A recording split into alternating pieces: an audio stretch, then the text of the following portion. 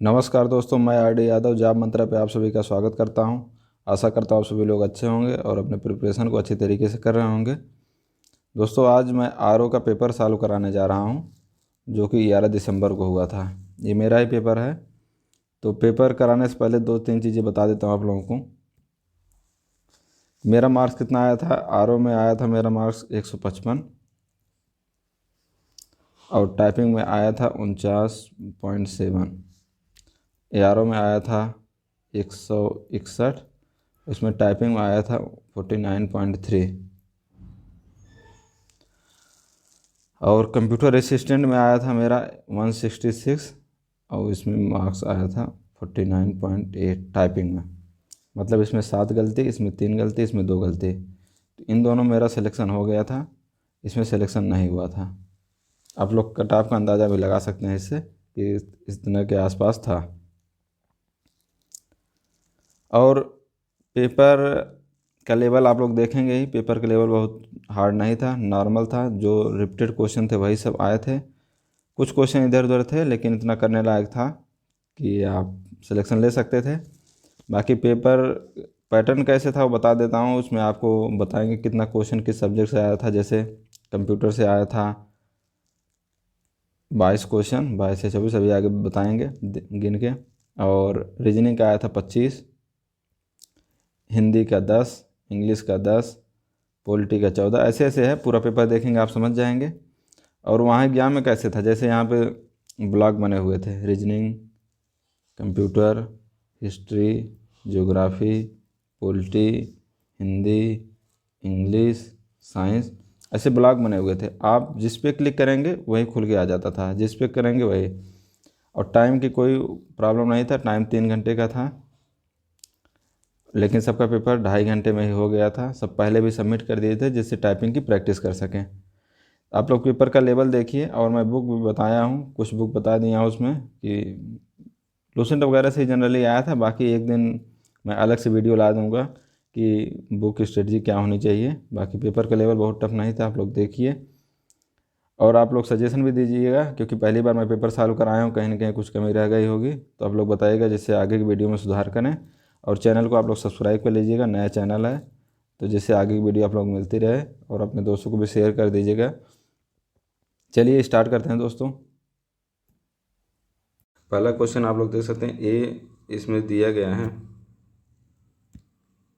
हिंदी में कराते हैं। ये एक इक्वेशन दिया गया है, इसमें पूछ रखा है यस यू से किस तरीके से संबंधित है।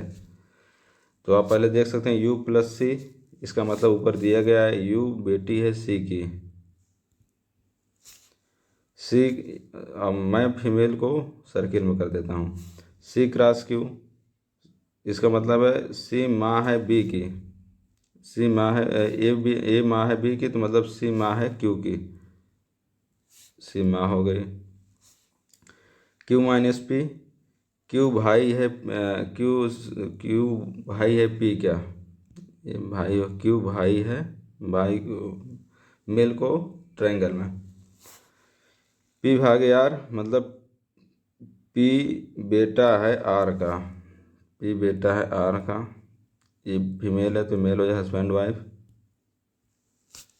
आर भागे यस, आर बेटा है यस का, आर बेटा है यस का। यस माइनस टी, यस भाई है टी का। तो इसमें पूछा यस किस तरीके से, किस तरह का यू से संबंधित है। आप देख सकते हैं यस यहाँ पे है, यू यहाँ पे है। यस का बेटा, बेटे का बेटी, मतलब ये क्या हो गया, ग्रैंड फादर, दादा। और नीचे मेरा रिस्पॉन्स शीट मैंने आंसर क्या दिया है वो दिया गया है, लेकिन मेरे बहुत सारे आंसर गलत है, क्योंकि मेरा 155 नंबर ही आया था, बाकी 45 क्वेश्चन मेरा गलत थे। तो उस पर आप लोग ध्यान मत दीजिएगा। देख सकते हैं मैंने गलती कहाँ की, इससे आप सुधार कर सकते हैं। इसमें 4 उत्तर आकृति दे गई है, उसमें से पूछा है कौन उसमें विकल्प किस आकृति में समाहित है। एक विकल्प का चयन करना है। आप देख सकते हैं ए वाला इसमें भी नहीं है, इसमें भी नहीं है, इसमें भी नहीं है, एक ही सब है, उसमें पहला वाला आंसर हो जाएगा। अगला क्वेश्चन है, 4 दोस्त कैरम खेल रहे हैं, बोर्ड के चारों ओर बैठे हैं। उसमें पूछ रखा है बी सी के दाहिनी ओर है। बना लेते हैं। B right of C, B C के दाहिनी ओर है और डी ए के बाईं ओर है। अब इसमें कोई लिंक नहीं दिया है सी और डी के बीच में, बी और ए के बीच में, इसलिए क्या हो जाएगा, आंकड़े अपर्याप्त हैं का आंसर सही हो जाएगा।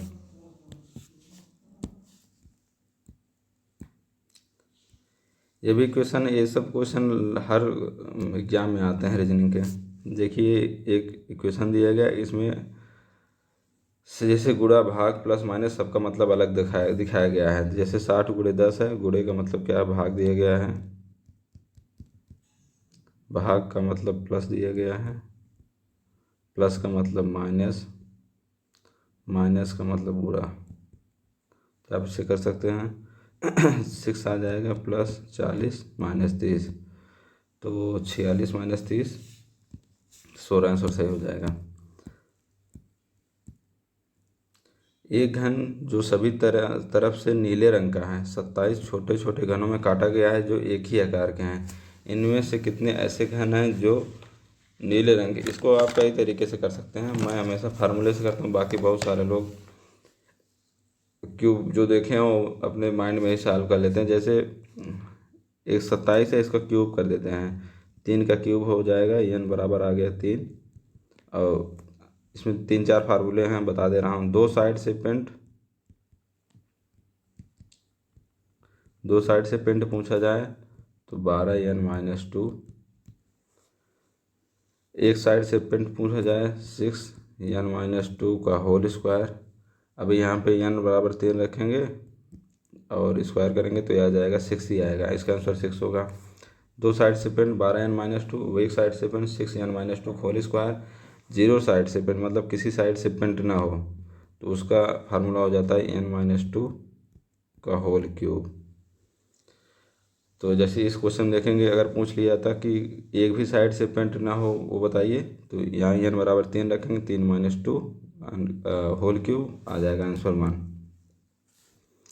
इसके फार्मूले बाकी और कई तरीके हैं, देख लीजिएगा जो आपको पसंद आए। ये मैंने फार्मूले बता दिया। ये सब क्वेश्चन फेवरेट है, हमेशा आता ही आता है। निम्न आरेख में त्रिकोण दर्शाता है व्यवसायी को, व्यवसायी। वृत्त दर्शाता है अमीर को और आयत दर्शाता है शहरी निवासी को। भिन्न खंडों में संख्याओं व्यक्तियों की संख्या को दर्शाती है। कितने अमीर शहरी निवासी व्यवसायी नहीं हैं? पूछा कितने अमीर, अमीर हो गया वृत्त, शहरी आयत, वृत्त और आयत में कितने लोग हैं? 18, 18 + 9 27। वृत्त अमीर और शहरी हो गया, उसमें पूछे व्यवसायी जो नहीं है, और त्रिकोण दर्शाता है व्यवसायी, इसमें से व्यवसायी घटा देंगे, 9 ही घटाना पड़ेगा क्योंकि अमीर शहरी में से घटाना है, तो आ जाएगा आंसर 18।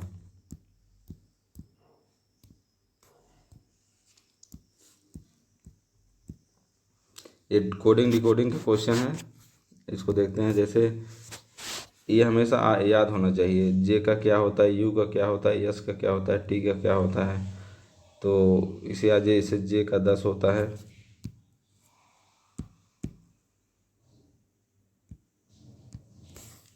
जे का 10, यू का 21, यस का 19, टी का 20। हमेशा जबान पे याद होना चाहिए। आई का 9, जैसे आई है इसको हमेशा 9 मैं समझ लेता हूँ, आई ऐसे है तो ऐसे ऐसे कर देने 9 हो जाएगा। इसी हिसाब से कुछ ट्रिक है, अपना याद कर लीजिए। 20, आर का 18, यस का 19। अब आप लोग को आइडिया लग गया होगा इसमें हो क्या रहा है। अगर याद नहीं होता तो आप सोचना पड़ता, एक एक कम हो रहा है, ऐसे इसमें भी एक कम कर दीजिए, यस से एक कम हो जाएगा जी, जी कहाँ पे है, जी यहाँ पे एक ही आंसर में आ गया।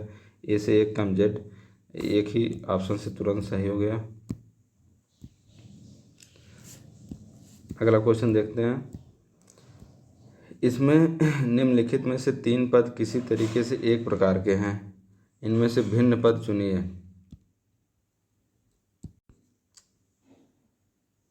भिन्न पद में देख सकते हैं आप लोग, इसको इसमें भी ऐसे कुछ पता नहीं चल रहा है, सारे में वावेल है, ए ई आई ओ यू है। तो और कुछ दिख नहीं रहा है तो इसको ऐड करते हैं। UV 21 22 आ गया 43, 9 में 14 15, यन है 14 नवंबर को बाल दिवस होता है तो यन को हम 14 याद कर लिए हैं। 14 जहाँ यन दिखेगा 14 हो जाएगा। यन के आगे ओ होता है, ओ को 15 हो जाएगा। 14 15 29। एच का होता है 8 और इसका 9 तो इसका हो जाएगा 17, और इसका होता है 4 और 5 9। ये सब हमेशा याद होना चाहिए, तभी आप जल्दी कर पाएंगे पेपर, नहीं तो टाइम लगेगा। तो यहाँ पे देख सकते हैं ये 43 है अभाज्य संख्या, 29 अभाज्य संख्या, 17 अभाज्य संख्या, 9 डिविजिबल है, इसलिए आंसर ए हो जाएगा। इसमें पूछा निम्न 4 संख्याओं में से 3 अंक किसी तरीके से एक समान है, एक भिन्न संख्या, इनमें से भिन्न संख्या चुनिए। अगर आप रीजनिंग में मैथ सॉल्व करते होंगे तो आपको क्यूब याद होना चाहिए। जैसे ये 7 का क्यूब है, ये 9 का क्यूब है, ये क्यूब नहीं, ये 12 की क्यूब। इस लेकिन क्यूब के साथ क्या हुआ है, 7 का क्यूब प्लस 1 है, 9 का क्यूब प्लस 1 है, इसमें 10 का क्यूब प्लस 3 है, इसमें 12 का क्यूब प्लस 1 है। तो तीनों एक समान है, क्यूब प्लस 1 ये अलग है, यही भिन्न हो जाएगा। आगे देखते हैं इसको कैसे सॉल्व करेंगे। अब आप पहले जैसे ये सब क्वेश्चन देखें तो आपको हमेशा स्क्वायर याद होना चाहिए। स्क्वायर करके तुरंत एक आइडिया लग जाएगा। जैसे यहाँ पे 240 देखें तो 16 का स्क्वायर 256 होता है। आपको आइडिया होना चाहिए 256 है, इसमें 240 से है तो कहीं ना कहीं थोड़ा बहुत अंतर आ रहा है, तो अंतर इसका देखेंगे। फिर 4 का स्क्वायर करेंगे, माइनस कर देंगे, 140 आ गया, 240 आ गया। इसका मतलब इसका स्क्वायर माइनस ये, तो 21 का स्क्वायर 441 माइनस 49, 11 में से 9 गए 2। अब यूनिट डिजिट से ही कर सकते हैं आप, पूरा सॉल्व करने की ज़रूरत नहीं, इसको मार्क कर सकते हैं आराम से। अगर टाइम कम है तो ऐसे भी कर सकते हैं, एक ही डिजिट। बाकी और आगे सॉल्व कर सकते हैं, जैसे हम लोग हैं तो देख लेते हैं, टाइम कम है, एक यूनिट डिजिट आ गया तो वही आंसर कर देते हैं। वेन किसको दर्शाता है, ये वाला देख लीजिए, ये सब क्वेश्चन भी आते हैं। ये इसका आंसर पहला ही होगा। जैसे इसको हम आदमी मान लेते हैं, इतना चिकित्सक हो गए, इतना आदमी चिकित्सक हैं, बाकी फीमेल चिकित्सक हैं। ये बढ़ई है, इतना मेल है, इतना फीमेल है, यही आंसर होगा। बाकी आप लोगों को और कुछ आंसर लगता है तो आप लोग कमेंट कीजिएगा, वहाँ जवाब देंगे जितना हो सकता है। स्कूल से घर आते वक्त शाम को 5 बजे कितने केतन की परछाई उसकी बाईं तरफ पड़ रही, वे केतन किस दिशा में चल रहा है। तो शाम को परछाई पूरब साइड पड़ती हैं, जैसे केतन इधर जा रहा है, परछाई किधर पड़ेंगी, केतन की परछाई देखिए, इसको मान लेते हैं ये है केतन। केतन की परछाई उसके बाईं तरफ पड़ रही है, लेफ्ट साइड ये हो गया। और परछाई पूर्व की तरफ पड़ रही है क्योंकि शाम के टाइम पूर्व और सुबह के टाइम पश्चिम। इधर पूर्व हो गया, इधर पश्चिम हो गया, इधर दक्षिण हो गया, इधर उत्तर हो गया। किस साइड जा रहा है, दक्षिण साइड जा रहा है। इसकी कई ट्रिक हैं सॉल्व करने की, मैं ऐसे ही करता हूँ, जिधर परछाई पड़ रही है उसको दिशा वही दे देता हूँ। चलिए आगे देखते हैं। DIG बराबर 40 दिया गया है, लीफ बराबर 48, तो ट्रंक का वैल्यू पूछ रखा है। DIG, अब ऐसे क्वेश्चन में क्या करना है आपको, पहले तो आपको इसकी वैल्यू पता होनी चाहिए। जैसे वैल्यू है DIG का, छोटा नंबर पहले लेंगे, D का हो गया 4, I का 9 और G का 7। तो आप इसे ऐड कीजिए, अगर बड़ा नंबर होता तो मल्टीप्लाई करते, अगर छोटा नंबर है तो ऐड करेंगे। 9 4 13 7 20 हो गया। अब आपको पता चल गया कि डबल है, यहाँ भी आप देख सकते हैं 24 × 2 48 हो गया। आप एक बार चेक कर लीजिएगा, और फिर ऐसे ट्रंक का लिख करके डबल कर देंगे। तो टी का कितना हो जाएगा, टी का 20 हो गया, आर का 18 हो गया, यू का 21 हो गया, एन का 14 हो गया, के का 11 हो गया। आपसे ऐड करेंगे 14 और यहाँ पे 4 आ गया, 8 1 9 1 10 4 14। अब इससे भी डायरेक्ट कर सकते थे आप, 4, क्योंकि पूरा डिजिट यहाँ पे जो कुछ भी आएगा गुणे 2 करेंगे तो 4 दूनी 8 ही पहले लास्ट में आएगा, तो हम लोग ऐसे ही आंसर मार्क कर दिए 8 168 आ जाएगा। बाकी आप ऐड करके डबल करेंगे तो वही आंसर आएगा। ये यूनिट डिजिट से सॉल्व करने का आइडिया होता है, जो इससे कम टाइम में सॉल्व हो जाए। ऐसे क्वेश्चन में आप लोगों को क्या करना है, जैसे यहाँ पे आप लोगों को कुछ आइडिया लग रहा है कि ये डबल या डबल के आसपास कुछ दिया गया है। 1 मिनट, यहाँ पे डबल दिया गया तो आप लोगों को देख सकते हैं 16 गुणे डबल दिया गया, तो इसमें आपको आइडिया लगना चाहिए कि डबल में क्या क्या किया गया है।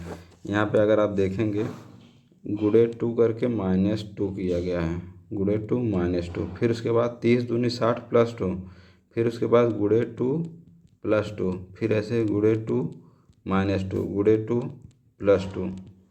अब यहाँ पे 122 गुणे 2, मतलब लास्ट डिजिट 4 + 2 6, यहाँ पे प्लस कर दिए कि फिर अगला माइनस होगा 246 गुणे 2 -2। अब यहाँ पे क्या होगा 2 6 12, 2 4 8 1 9, 2 दूनी 4 -2 490 आ जाएगा। इस सबको देखने से ऐसे आइडिया आपको लगना चाहिए कि आगे क्या किया गया है इसमें। अगला क्वेश्चन देखते हैं, जैसे इसको सॉल्व मैं कर सकता हूँ, जिसमें दिया है एक ही पासे की 3 अलग अलग स्थितियाँ ऊपर दर्शाई गई हैं, 6 दिखने वाले फलक के विपरीत फलक पर कौन सा संख्या है। तो ऐसे क्वेश्चन हम ये करते हैं जिस दो में कॉमन हो, जो एक कॉमन चीज़ है। जैसे इसमें आप देखेंगे इसमें 4 कॉमन है, तो हम यहीं से उठा लेंगे, इसको क्लॉकवाइज रोटेट करा देंगे 4 6 3। अगले में 4 कॉमन है तो इसे रोटेट करा देंगे 4 5 1। जो एक संख्या नहीं मिल रही वो इस पर रख देंगे। हमको 6 के विपरीत पूछा गया, 6 के विपरीत 5 होगा।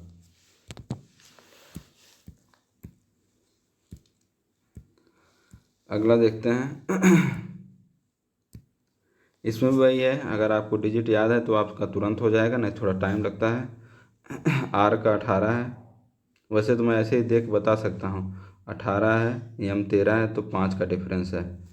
यहाँ भी देख सकते हैं आई 9 है, 9 और एन 14 है, तो यहाँ 5 का डिफरेंस है। एक बार -5 किया गया है, एक बार +5 किया गया है। ऐसे हम इसमें भी कर सकते हैं। डब्लू का 23 है, 23 में से 5 गए 18 माइनस हो गया, इसमें 5 जोड़ देंगे 8 है, 8 5 13। ई में से 5 घटा देंगे जेड। तो ऐसे है, इसमें +5 -5 किया गया है। अगर आपको याद है तो आप तुरंत कर सकते हैं। अगला है, अगला देखिए आप लोग ई एफ वाई, इसके बाद ये पूछ रखा है, तो यहाँ आप देख सकते हैं E F G H. H तो आएगा लेकिन ये सारे में है, इसको छोड़ देते हैं। ओ लगभग सब में है, तो हम लास्ट वाला देखते हैं। ये बीच का भी देख सकते हैं ई एफ के बाद आई, इसमें 2 डिजिट का छोड़ दिया गया है, आई के बाद एल। इसको देख सकते हैं कैसे मार्क होता है, एफ है, फिर आई है, फिर एल है। बीच वाला हम संख्या लिए हैं अक्षर, तो 6 और 9, 3 का यहाँ है, फिर 3 का यहाँ है, अगला भी 3 का आएगा 12, एल 12 हो तो 15 हो जाएगा। ओ हो जाएगा, ओ सब में है। तो फिर अगला देखते हैं, जैसे डी है, डी और आई 4 और 9, 5 का डिफरेंस, आगे भी 5 का डिफरेंस होगा, एच ओ एन, 5 का डिफरेंस एन 14 हो जाएगा। 14 क्या होता है, एन होता है। तो ऐसे सॉल्व होता है, आप लोग देख सकते। अब आगे चलते हैं, ये क्वेश्चन आ गया, आप लोग देख सकते हैं। इसमें भी क्या है, इसमें आपको स्क्वायर याद है, 169 13 का स्क्वायर होता है, 196 14 का स्क्वायर होता है, 225 15 का स्क्वायर होते हैं। अब यहाँ पे देख सकते हैं 8 और 5 13, 10 और 4 कर देंगे 14 का स्क्वायर, 7 और 8 15, 15 का स्क्वायर हो गया। तो इसका क्या हो जाएगा आंसर, 4 हो जाएगा आंसर। जहाँ ये सब देखिए आपको तुरंत आइडिया होना चाहिए, ये सब स्क्वायर का ही खेल होता है यहाँ पे रीजनिंग में। ये है आपका ट्रायंगल का क्वेश्चन कि कितने ट्रायंगल है। इसको भी सॉल्व करने का ट्रिक होता है, जो रीजनिंग वगैरह पढ़े होंगे उन सबको पता होगा। जैसे है, अगर इसमें पूछा जाए कितने त्रिभुज हैं, तो उसका डायरेक्ट ट्रिक है, इसको ऐड कीजिए 1 2 3 4, 4 गुणे 2 कर देंगे 8 आ जाएगा। सेम ऐसे ही है। इसको एक बार ऐसे बना दिया गया है, अब 8 त्रिभुज निकल के फिर इसमें ऐसे कर दिए गए हैं।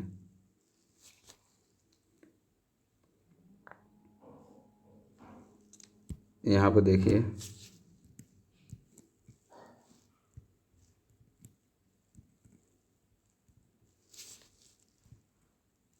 अब इसमें पूछा जाए कितने त्रिभुज हैं, इसको सिंपल ऐड कीजिए। 1 2 3 4 5 6 7 8, 8 × 2 = 16। अब इसी के अंदर एक और त्रिभुज, छोटा त्रिभुज बनाया गया है, इसको भी सेम ऐसे ऐड कीजिए। 1 2 3 4 5 6 7 8, टोटल कितने त्रिभुज हो गए? 32। इसका आंसर हो जाएगा 32। बाकी आप गिनना बैठेंगे तो गिन ही नहीं पाएंगे, उसमें बहुत टाइम लगेगा, आपको 28 27 ऐसे ही पहुँचेंगे। तो ये सब ट्रिक है, ऐसे ही याद किया जाता है। और बाकी आप रीजनिंग पढ़ रहे होंगे तो आप लोगों को पता ही होगा। बहुत टफ रीजनिंग का क्वेश्चन नहीं आया था, आप देख सकते हैं। ये भी है, आप 16 देखते ही आपके माइंड में एक स्क्वायर आना चाहिए, 256। अगर स्क्वायर माइंड में नहीं आ रहा तो अभी आपकी रीजनिंग वीक है, थोड़ा और मजबूत कीजिए। जैसे 256 16 के स्क्वायर पता है, इसमें थोड़ा बहुत और आगे डिजिट जा रही है, तो हम 16 का 8 ऐड करके देखेंगे, 16 का आधा 8 नहीं हो पा रहा है, फिर 16 के ही ऐड करेंगे तो देख सकते हैं आ जा रहा है। तो इसका मतलब है कि 16 का स्क्वायर प्लस 16 है, ऐसे 21 का स्क्वायर प्लस 21 है। आप ऐसे कर सकते हैं, 21 का स्क्वायर 441 प्लस 21 1 1 2। अब हम लास्ट डिजिट से ही कर सकते हैं, 462 आ जाएगी, जोड़ेंगे तभी वहीं आएगा, लेकिन हम एक ही डिजिट जोड़ दिए लास्ट वाला यूनिट डिजिट, तो अब देख लीजिए कि हमारा 2 आ रहा है, तो किसी में 2 नहीं है, तो आंसर यही होगा। ऐसे कर सकते हैं। ये वाला क्वेश्चन देखिए, इसमें 49 दिया है, मतलब 7 का स्क्वायर प्लस 5 54। किसी और में देखिए दिया है 8 का स्क्वायर 64, 8 का स्क्वायर 64 प्लस 3 दिया गया, 8 के स्क्वायर प्लस 2 दिया गया। इसमें वाले में दिया गया 8 के स्क्वायर 64 प्लस 5 69। किससे मैच करता है? इससे मैच करता है, पहला वाला आंसर हो जाएगा।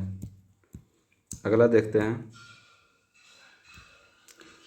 ये देखिए इसको सॉल्व करने का एक तरीका है जो मैं बता दे रहा हूँ आप लोगों को। जैसे इससे दिया गया है, इसमें पूछ रखा है, किसी भी चीज़ का पूछे तो आप जो चीज़ कॉमन है पहले उसको निकाल लीजिए। जैसे इसमें डाउन कॉमन है, तीनों में डाउन डाउन डाउन। फिर यहाँ देखिए तीनों में कॉमन क्या है? FTA FTA FTA। अब समझ गए, मतलब डाउन डाउन का क्या होगा यहाँ पे? FTA का मतलब है यहाँ पे डाउन, और डाउन ही पूछा है तो FTA सिंपल सा हो गया। इसमें 2-3 क्वेश्चन रहते हैं। अब दूसरा देखिए, अब डाउन का तो हमें पता है कि FTA ही है, इसको काट देते हैं। अब दूसरा पूछा ZTA कहाँ? यहाँ पे है। अब इन दोनों में देखिए, इसमें दोनों में क्या कॉमन है? ही कॉमन है, ही कॉमन। यहाँ देख लीजिए क्या कॉमन है? BTA कॉमन है। तो यहाँ बचा क्या? फेल का बचा ZTA। ये क्वेश्चन हो गया। अगला देखिए,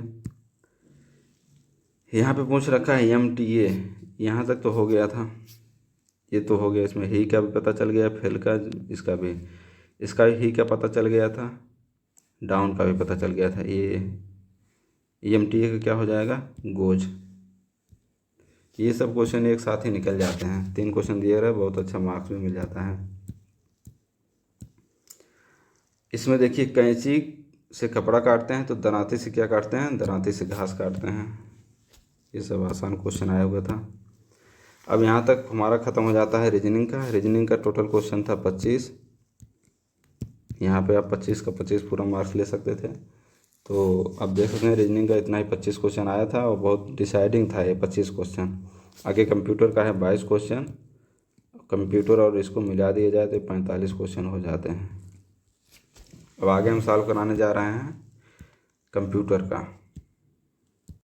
अब इसमें ज़्यादा समय नहीं लेंगे, सिंपल एक एक लाइन का क्वेश्चन है, और सारा क्वेश्चन आप लूसेंट की जो कंप्यूटर की बुक आती है, 60 या 70 रुपये की आती है या 90 की आती है, लूसेंट कंप्यूटर, उसमें सारा क्वेश्चन है। आप एक एक क्वेश्चन मिला सकते हैं। टोटल 22 क्वेश्चन उसी में से आया हुआ है, एक भी क्वेश्चन बाहर नहीं है, मैंने खुद मिलाया हुआ है वहीं से, तो आप वहाँ से जाकर मिला सकते हैं।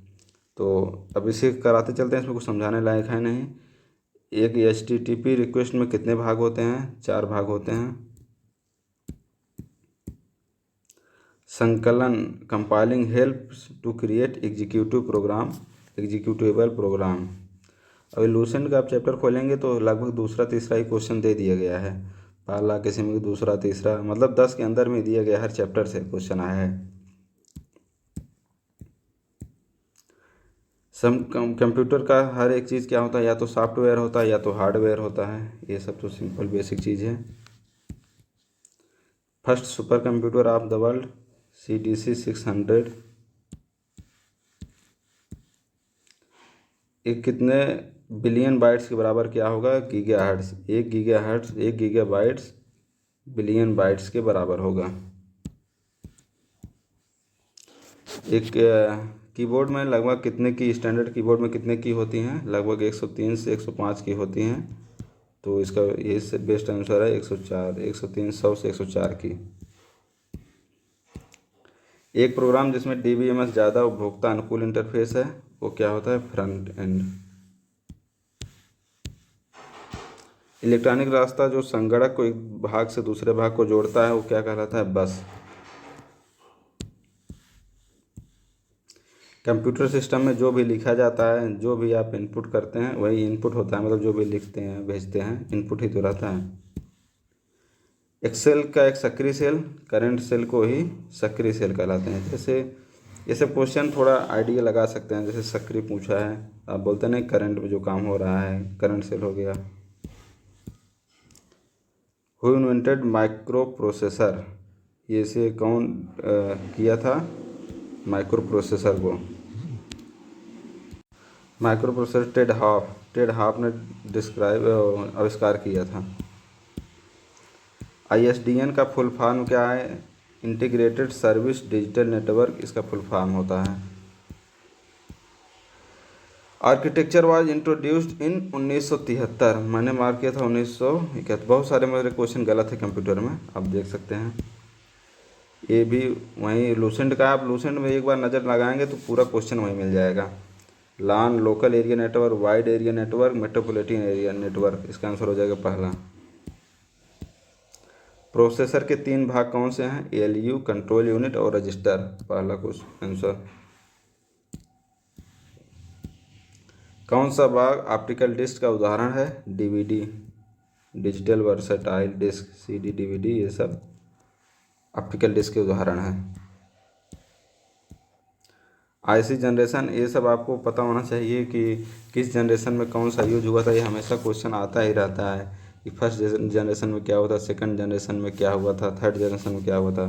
तो थर्ड जनरेशन में IC चिप यूज हुआ था। और ईयर भी याद कीजिए, UPSC में ईयर भी पूछते हैं। फर्स्ट जनरेशन का ईयर, सेकंड जनरेशन का ईयर। सॉफ्टवेयर का कानूनी अधिकार जो कुछ बंधन पर आधारित है, सॉफ्टवेयर लाइसेंस से ही तो सब कुछ होता है। जब तक लाइसेंस रहता है तभी तो लोग यूज करने के लिए परमिशन मिलती है। ये सब आप मतलब पढ़े भी नहीं रहे हैं तो भी आप थोड़ा माइंड लगाएंगे तो भी सॉल्व कर सकते हैं। अधिकतम मात्रा स्टोरेज की यह है मैग्नेटिक स्टोरेज। इसमें फास्टर मेमोरी चिप पूछ रखा है तो यस रैम, स्टैटिक रैम जो है ज़्यादा फास्ट होता है देन डायनेमिक रैम के। सिस्टम जो एक से ज़्यादा कार्यों को करता है वो क्या कहलाता है? अब ऐसे क्वेश्चन है, आप लोग पूरा माइंड अगर पढ़े नहीं तो इन सबको माइंड लगाना पड़ता है। प्रोसेस पूछा है, 1 प्रोसेस से अधिक तो मल्टी प्रोसेसिंग, वर्ड का खेल है। डोमेन इस सेट ऑफ रूल्स किसका? प्रोटोकॉल का रूल्स होता है। सेट ऑफ रूल्स प्रोटोकॉल कहलाता है। ये यहाँ पे ख़त्म हो जाता है आपका कंप्यूटर। 22 क्वेश्चन था टोटल, करा दी। थोड़ा फास्ट कराएं क्योंकि ज़्यादा बड़ा वीडियो बनाना हमारा वो नहीं रहता है। अब आगे हम कराने जा रहे हैं आप लोगों को इंग्लिश, दिखाएंगे कितना क्वेश्चन आया था, हिंदी का कितना क्वेश्चन आया था।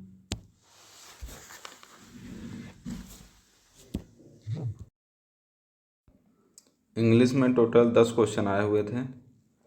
तो चलिए देखते हैं। पहला क्वेश्चन है choose the correctly spelled word from the option. इसमें से जो करेक्ट स्पेलिंग है उसको चूज करना है।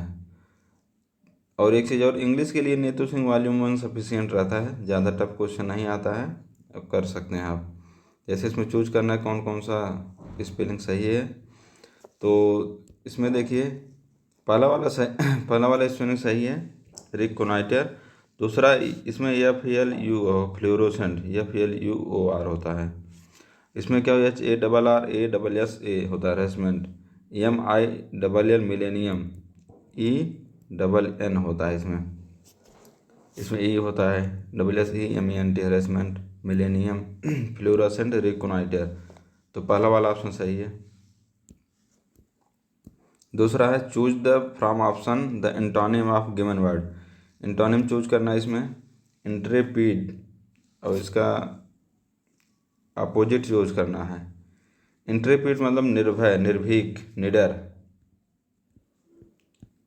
एंटोनिम इसका मतलब सबका वही मतलब होता है, ब्रेव वही होता है। इसका होगा सॉल्वेंट, फोर्थ ऑप्शन सही होगा इसका, solvent.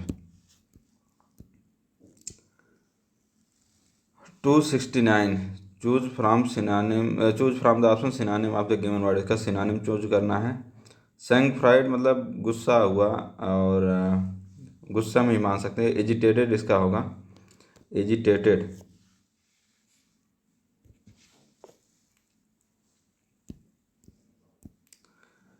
Fill in the blank with appropriate option, इसमें प्रीपोजिशन है। ही सक्सीडेड बाय, ये आप मूवी वगैरह में हर जगह सुनते होंगे, सक्सीडेड बाय। तो आप देख सकते हैं ज़्यादा टफ क्वेश्चन नहीं है। आप हल्की फुल्की इंग्लिश जानते होंगे तो कर सकते हैं, 10 में आप 5-6 तो सही कर ही ले जाएंगे। वहाँ ट्राई करना है जहाँ ज़्यादा क्वेश्चन मिले उसको ज़्यादा पढ़िए। इंग्लिश का 10 क्वेश्चन है, आप थोड़ा बहुत पढ़ रहे होंगे या पढ़े होंगे तो 5-6 कर ही ले जाएंगे। अब 2-3 क्वेश्चन के लिए आप पूरी बुक पढ़ें, ये सही नहीं रहेगा। अब ये भी देख सकते हैं, इसमें भी फिल करना है क्या होगा।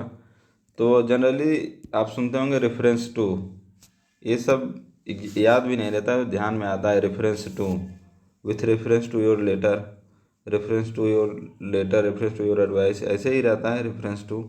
तो रेफरेंस के साथ टू का यूज होता है।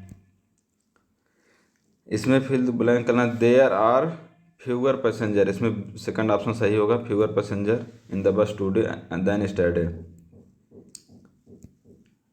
इसमें भी सिनोनिम चूज करना है। नॉन प्लस का सिनोनिम होगा अनपरप्लेक्स्ड। नॉन प्लस मतलब होता है कंफ्यूज, और नॉन परप्लेक्स मतलब कंफ्यूज जो नहीं हो, अनपरप्लेक्स जो कंफ्यूज ना हो। नॉन प्लस मतलब कंफ्यूज। आगे चलते हैं। नॉन प्लस कंफ्यूज का ही सिनोनिम है। अनपरप्लेक्स मतलब जो कंफ्यूज ना हो। He advise his sons not to quarrel. इसमें क्या है, सन्स हैं, 2 सन्स लिखा है, क्लियर नहीं, 2 है 3, मतलब इसमें क्या होगा, एमंग होगा। अगर 2 सन होते तो बिटवीन होता, अगर बिटवीन हिज 2 सन होता तब ही एडवाइज हिज 2 सन्स तो होता बिटवीन। अगर 2 से ज़्यादा है तो एमंग यूज होता है। अगर 2 के बीच में बात होगी तो बिटवीन, 2 से ज़्यादा है तो एमंग। ये आता है इनडायरेक्ट और डायरेक्ट स्पीच। एक पैसिव वॉइस का भी था लेकिन वो आया नहीं था, उसमें सिलेबस में पैसिव वॉइस, एक्टिव पैसिव आएगा, लेकिन वो आया नहीं था। तो इसमें देख सकते हैं क्या इसका आंसर होगा। जो हल्का फुल्का पढ़ा है वो एक्सक्यूज कर ले जाएगा। जैसे क्वीन सेड है, तो क्वीन सेड तो सब में है, इसमें कोई दिक्कत नहीं। दैट तो सब में है, इट भी है। अब प्रेजेंट है तो पास्ट हो जाएगा, इट गेव हो जाएगा। हर इमेंस प्लेजर, ये सब सेम आ रहा है। टू बी देयर, दिस का दैट हो जाएगा। यहाँ पे दिस इवनिंग है तो यहाँ पे दैट इवनिंग हो जाएगा। तो ऐसे ऑप्शन चूज करते हैं, ऐसा नहीं कि एक में गिव देखे इसमें क्लिक कर दिए, ऐसा नहीं है। आप पूरा ऑप्शन देखेंगे। और क्वेश्चन सॉल्व करने की ट्रिक होती है, आप पहले क्वेश्चन अच्छे से पढ़ें। जैसे मैंने कंप्यूटर में बताया, कई क्वेश्चन था जो आप अगर ना भी पढ़े हो तब भी कर सकते थे। The nation should be grateful to the arm force for protecting them. इसका एग्जैक्ट तो मैंने ऑप्शन मार्क 3 किया था, लेकिन 3 में मुझे अब गलती नहीं दिख रही, इसमें ये होगा 4th ऑप्शन। बाकी आप लोगों को कोई डाउट हो तो कमेंट कर सकते हैं कि इसका ये नहीं होगा। तो यहाँ पे 10 क्वेश्चन खत्म हो गया। आप लोग देख सकते हैं 10 क्वेश्चन में बहुत टफ क्वेश्चन नहीं आया था, आप इजीली कर सकते थे। 2-3 तो ऐसे ही कर ले जाएंगे, थोड़ा बहुत पढ़ लेंगे तो 5-7 क्वेश्चन कर ले जाएंगे। इंग्लिश में ज़्यादा आपको फोकस नहीं करना है कि इंग्लिश की पूरी बुक खत्म करना है। सिनानिम एंटानिम नीतू सिंह वॉल्यूम 1 से आप देख सकते हैं। डायरेक्ट इनडायरेक्ट हल्का फुल्का वो फार्मूले वगैरह देख लीजिए, मतलब रूल जो है तो वहाँ से कर ले जाएंगे। प्रीपोजिशन थोड़ा बहुत देख लेंगे, वहाँ से वो कर ले जाएंगे। अब यहाँ से हिंदी स्टार्ट होगा। देखिए यहाँ पे लिखा भी है हिंदी। हिंदी का देख लेते हैं कितना क्वेश्चन आया हुआ है। हिंदी का भी 10 क्वेश्चन था। हिंदी उतना अच्छा मेरा नहीं था, हिंदी में क्वेश्चन मेरे ज़्यादा गलती हो गए थे। चलिए दिखाते हैं क्या क्या होगा। बिपाशा ने जो भी क्रिया सो अच्छा है, जो भी किया होगा। रेखांकित सब पद कौन कौन से हैं? रेखांकित पद क्या है? जो एक संबंध बता रहा है तो संबंधवाचक होगा। ये सब, इन सबको आप ऐसे देख के कर भी सकते थे, ऐसा नहीं है कि आपको पढ़ना ही जरूरी है। जैसे निश्चयवाचक अनिश्चयवाचक का कोई यूज नहीं है, संयुक्त का भी कुछ नहीं, संबंध बना रहा है ना। जो भी किया वो सो अच्छा था, जो सो, ये सब संबंधवाचक हैं। बात की बात में मुहावरे का अर्थ है। बात की बात में जैसे इसका होगा अतिशीघ्र, मतलब बातों बातों में इन्होंने काम कर दिया, बात बात में काम कर दिया, मतलब अतिशीघ्र, बहुत जल्दी। सेकंड सही होगा। ये चीज़ें तुम्हारा जी ललचाती हैं, सकर्मक होगा इसका, सकर्मक क्रिया। दिवाली आते ही दुकानों में चांदी वाली थाली बिकने लगी, इसका क्या होगा? चांदी वाली थाली बिकने लगी। इसका मैंने 1 मार्क किया था लेकिन 1 सही नहीं है।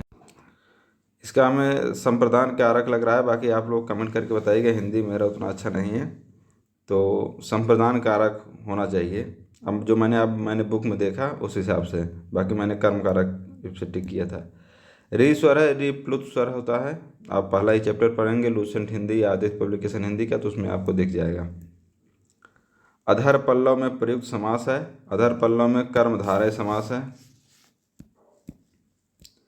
पशु प्लस अधम संधि रूप है, पशुधम। मैंने पशुधम मारा क्लिक किया था लेकिन हमें लगता है पशुधम होगा, जो मैंने अब देखा।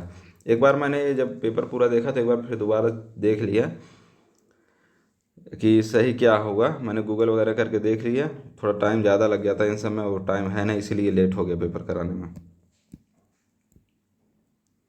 कौन सा अशब्द अशुद्ध है? इसमें देख सकते हैं, ये सब तो कर ही सकते हैं, इसमें कुछ है नहीं कि कौन सा शब्द अशुद्ध है कौन सा शुद्ध है। ये सब बाकी सही है। अनाया, श्वेतांगी, भुजंगी, देख सकते हैं शताब्दी हर जगह लिखा हुआ मिल जाता है शताब्दी। जो ईश्वर या वेद में विश्वास करता हो उसके लिए एक शब्द क्या है? ईश्वर, पहले इसमें 4 ऑप्शन होगा आस्तिक। और जो जानता है वेदाज्ञ होगा, वेद को जानने वाला। तत्सम, तत्सम स्त्रीलिंग शब्द है। स्त्रीलिंग पहचानने का 2-3 ट्रिक होता है, जैसे उसके पहले अच्छा या अच्छी लगा के चेक कर सकते हैं। ऐसे बहुत सारे हैं, उनके पहले आप वर्ड लगा चेक कर सकते हैं। जैसे ज्येष्ठ, अच्छा पुल्लिंग है तो ज्येष्ठ लगा देंगे, अच्छा ज्येष्ठ। अच्छा प्रस्तर, अच्छा कपूर, अच्छा नासिका, ये सही नहीं बैठा, अच्छी नासिका कह सकते हैं, तो ये हो गया स्त्रीलिंग। ऐसे 3-4 वर्ड है, उसको लगा के चेक किया जाता है। मेरा, जैसे मेरा या मेरी लगा के चेक करते हैं। मेरा ज्येष्ठ, मेरा प्रस्तर, मेरा कपूर। अब मेरा नासिका ये सही नहीं बैठा तो मेरी नासिका होगा, तो ये नासिका स्त्रीलिंग हो गया। अब यहाँ पे ख़त्म हो गया आपका हिंदी का 10 क्वेश्चन था। हिंदी आदित्य पब्लिकेशन से आप कर सकते हैं, कोई उसमें प्रॉब्लम नहीं है। आदित्य सफिशियंट है, या लूसेंट हिंदी है, वो भी अच्छी बुक है। 10 क्वेश्चन कोई बहुत टफ नहीं आया, हल्का फुल्का देखना है, ज़्यादा इस पर मेहनत नहीं करनी है। अब देखते हैं इसके बाद पोल्ट्री। यहाँ पे देख सकते हैं, यहाँ पे स्टार्ट होने पर लिखा गया पोल्ट्री। पोल्ट्री में ठीक ठाक क्वेश्चन आया था, लगभग 18 क्वेश्चन था जो मैंने अभी देखा। कराने से पहले मैंने एक बार गिन लिया था तो 18 क्वेश्चन थे पोल्ट्री के। अब देखते हैं पोल्ट्री में क्या क्या क्वेश्चन आए। अब पोल्ट्री में भी बहुत सारे क्वेश्चन डाल दिए गए हैं जो पोल्ट्री के नहीं है, फिर भी वो पोल्ट्री वाले सेक्शन में ही था। जैसे आपको बताया भी, ऊपर सेक्शन दिया गया था पोल्ट्री, हिस्ट्री, जियोग्राफी है पोल्ट्री का, लेकिन डाल दिए बहुत सारा क्वेश्चन उसमें डाला गया था। कौन सा ऐसा सदन है जिसमें मुखिया उस सदन का सदस्य नहीं होता है? ये तो एकदम फेमस क्वेश्चन है, सबको पता भी होना चाहिए। जिसको अभी तक प्रिपरेशन कर रहा है ये क्वेश्चन ना पता हो तो उसकी कहीं ना कहीं तैयारी नहीं है, मान के चले हो। बाकी जो स्टार्ट किया है वो क्वेश्चन मिलेगा, हर जगह है क्वेश्चन है, लूसेंट वगैरह हर जगह है। राज्यसभा का जो मुखिया होता है वो सदन का सदस्य नहीं होता है। पहला वाला ऑप्शन सही होगा। राष्ट्रपति भवन किसके द्वारा नामित हुआ था? एडवर्ड लुटियन के द्वारा नामित हुआ था। शून्यकाल की अधिकतम सीमा क्या होती है? शून्यकाल की अधिकतम सीमा 1 घंटे होती है, 60 मिनट होती है। जिसमें लोग क्वेश्चन करते हैं उसमें कोई रोक टोक नहीं होता है, खूब रोक टोक नहीं होने की वजह से शोर शराबा भी खूब होता है। शिव कुमार शर्मा किस वाद्य के लिए प्रसिद्ध हैं? शिव कुमार शर्मा संतूर के लिए प्रसिद्ध हैं। ये भी कई बार क्वेश्चन आया हुआ है। ये सब इसमें बहुत सारे क्वेश्चन ऐसे हैं जो लगभग 8 से 10 बार आए हुए हैं, कहीं न किसी एग्जाम, यूपी में, यूपी TSS में, यूपी PCS में, SSC में। तो सोच रहे हैं एक बार मैं क्वेश्चन वो कराऊंगा जो काफ़ी बार रिपीटिशन हो चुका है, जिनका जैसे 7-8 बार क्वेश्चन आ चुके हैं, वो फेमस टाइप क्वेश्चन हो जाते हैं, वो हमेशा आते ही रहते हैं। इनमें से कौन जैन तीर्थंकर नहीं था? ये क्वेश्चन थोड़ा टफ था, ये सब नहीं कर सकते थे, ये मेरा भी क्वेश्चन गलत हुआ था। इसका आंसर होगा नाथ मुनि। नाथ मुनि जैन तीर्थंकर नहीं थे। मिश्रित अर्थव्यवस्था का अर्थ है, मिश्रित अर्थव्यवस्था का क्या अर्थ होता है? जिसमें सरकारी और निजी, पब्लिक और प्राइवेट दोनों भागों का होना। सरकारी एंड निजी, जी हाँ, दोनों रहेंगे, वही उसी क्या बोला जाता है? मिश्रित अर्थव्यवस्था। जैसे भारत की अर्थव्यवस्था क्या है? मिश्रित अर्थव्यवस्था है। भारतीय संसद का सचिवालय संसदीय कार्य मंत्रालय के अधीन आता है। आंसर नंबर ए सही होगा। भारतीय संसद का सचिवालय संसदीय कार्य मंत्रालय के अधीन आता है। ये क्वेश्चन घटना चक्र और लूसेंट में भी है। संविधान के अधिनियम के समय निम्नलिखित में कौन सा आदर्श प्रस्तावना में सम्मिलित नहीं था? आप देख सकते हैं, स्वतंत्रता, समानता, समाजवाद, न्याय। इसमें कौन सा सम्मिलित नहीं था? समाजवाद इसमें सम्मिलित नहीं था।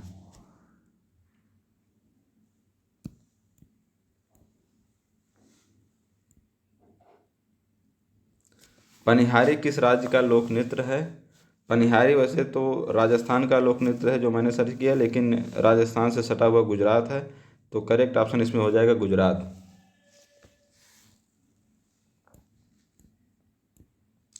निम्न में से कौन आर्थिक प्रभार का उदाहरण नहीं है? आर्थिक प्रभार का उदाहरण मैंने ऑप्शन 2 पे सिलेक्ट किया है, सफाई की सुविधा। बाकी सब आर्थिक प्रभार के उदाहरण हैं। आप देख सकते हैं, विद्यालय, सड़क, रेल, कोयला खदान। भारत में चुने हुए प्रतिनिधि किसके भाग होते हैं? Judiciary, executive, election commission, legislature. तो इसमें क्या हो जाएगा? विधायिका। इसको आप ऐसे भी कर सकते, जैसे member of legislative assembly, MLA होते हैं। तो लेजिस्लेचर कहीं ना कहीं आ रहा है, तो इससे आप क्लिक कर सकते थे। इसका आंसर विधायिका होगा। कौन से प्रधानमंत्री अपने कार्यकाल में कभी भी संसद का सामना नहीं किया? इसका आंसर क्या हो जाएगा? चौधरी चरण सिंह कभी भी संसद के सामना नहीं किया। ये सब पॉलिटी का क्वेश्चन चल रहा है। आप पॉलिटी का क्वेश्चन कहीं से भी उठा के चेक कर सकते हैं, लूसेंट से या कहीं से भी देखेंगे, सारा क्वेश्चन आपको मिल जाएगा। निम्नलिखित में कौन सा प्राचीन भारतीय दर्शन है? इसका क्या आंसर होगा? इसका आंसर होगा न्याय, जबकि मैंने किया था सांख्य, लेकिन सही आंसर होगा न्याय। न्याय इसका सही आंसर होगा। और ये लूसेंट के सेकंड या थर्ड पेज पे दिया गया है। इसका ये क्वेश्चन SSC में भी आया था, इसलिए मुझे याद है। ये लूसेंट में दिया गया, आप वहाँ से देख सकते हैं। अल्पना लोक कला किस राज्य से संबंधित है? अल्पना लोक कला पश्चिम बंगाल से संबंधित है।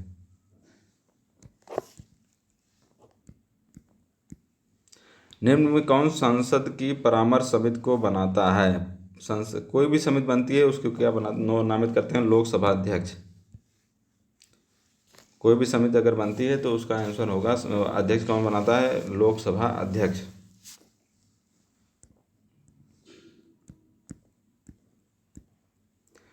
निम्न में से किसकी नियुक्ति भारत के राष्ट्रपति द्वारा नहीं की जाती है?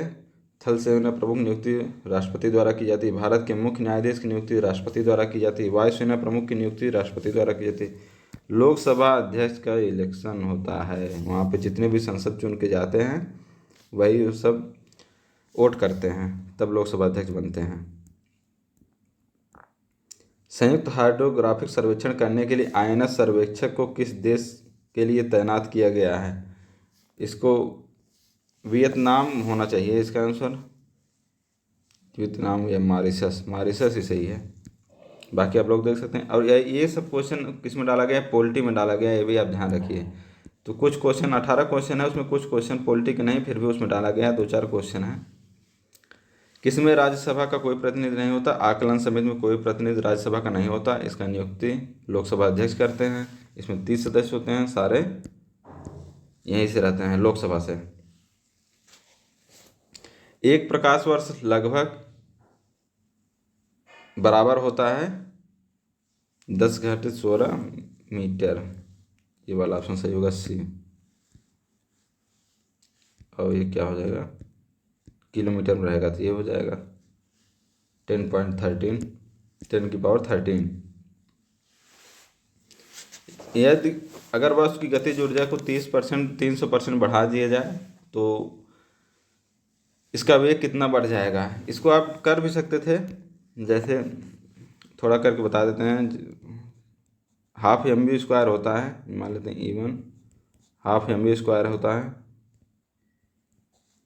E2 भी मान लेते हैं हाफ mv², V1 और V2। अगर किसी वस्तु की गतिज ऊर्जा को 300% बढ़ा दिया जाए, मान लीजिए यहाँ पे 100 था और इसको कर दिया जाए 400, 300% बढ़ गया, 1/2 1/2 कट ही जाएगा, m1 से कोई मतलब है नहीं, तो V1² हो गया। 1/4 बराबर V1² A1/2 V1/V2। अब देखना है स्पीड कितना, वेग कितना बढ़ गया। V1 पहले 1 था, अब कितना हो गया? 2 हो गया, मतलब 100% की बढ़ोतरी हो गई। तो वही पूछा है कितना वेग बढ़ गया, तो 100%। जिसका थोड़ा मैथ का कैलकुलेशन ठीक है वो कर सकते थे इसको। और ये इस साइंस का क्वेश्चन यहाँ से स्टार्ट हो गया। साइंस ये देख रह सकते हैं, यहाँ से जीएस लिखा है ना, जनरल साइंस, यहाँ से हो गया साइंस का क्वेश्चन स्टार्ट। अब साइंस का 17 क्वेश्चन आया हुआ है। साइंस के लिए आप लूसेंट से कर सकते हैं, लूसेंट साइंस की जो बुक आती है उससे कर सकते हैं। बहुत टफ क्वेश्चन नहीं आया था, सिंपल क्वेश्चन आए थे। और बाकी प्रीवियस ईयर क्वेश्चन जरूर कीजिए।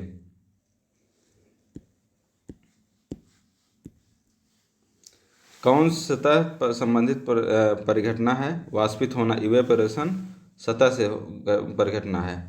बॉयलिंग होना, बॉयल ऊपर से होता है, लेकिन वाष्पन अंदर से होता है, सतह से वाष्पित होना। जीन शब्द का प्रतिपादन किसने किया था? ये क्वेश्चन बहुत ज़्यादा आता है। जीन शब्द का प्रतिपादन किसने किया था? जॉनसन ने किया था जीन शब्द का प्रतिपादन।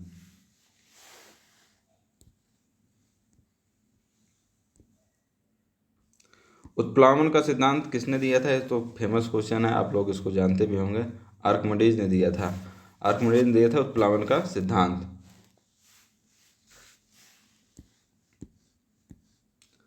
सूक्ष्म जीवाणु होते हैं, इसका आंसर क्या होगा? सूक्ष्म जीवाणु होते हैं, बैक्टीरिया और कवक दोनों सूक्ष्म जीवाणु में आते हैं। इसको आप ऐसे कर भी सकते थे, इसमें हरे पौधे हटाना था, हरे पौधे सूक्ष्म जीवाणु नहीं होते, बाकी बैक्टीरिया और कवक दोनों आते हैं, तो 4th ऑप्शन होगा। दुर्लभ मृदा धातु कौन कौन सी होती है? दुर्लभ, ये क्वेश्चन थोड़ा टफ था। दुर्लभ मृदा धातु इसमें होगा लैंथेनम, लेकिन 3-4 होती हैं, 3 है सॉल्यूशन में दिया भी गया था। एक्टिनम, क्या इट्रियम करके कुछ है, स्कैंडिनम, इट्रियम, स्कैंडियम और इट्रियम, 3-4 हैं। इसमें क्या होगा? लैंथेनम।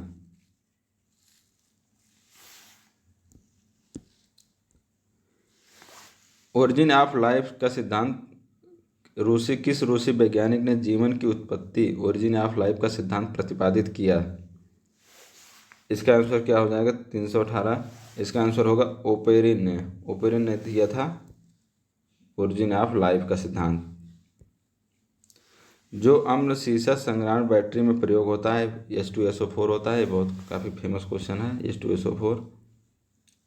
इंसुलिन एक तरह का क्या है? एंजाइम है, हार्मोन है? तो ये एक तरह का हार्मोन है। इंसुलिन जिसे बोलते हैं हार्मोन बढ़ गया है, घट गया, हार्मोनल चेंज हो गया है। साबुन का बुलबुला निम्नलिखित किसके कारण गोलाकार आकार ले लेता है? पृष्ठ तनाव। ये भी क्वेश्चन कई बार आया हुआ है। लगभग 70 या 60 to 70% वो क्वेश्चन आए हैं जो एग्ज़ाम में 8 से 10 बार रिपीट हुए हैं किसी न किसी एग्ज़ाम में।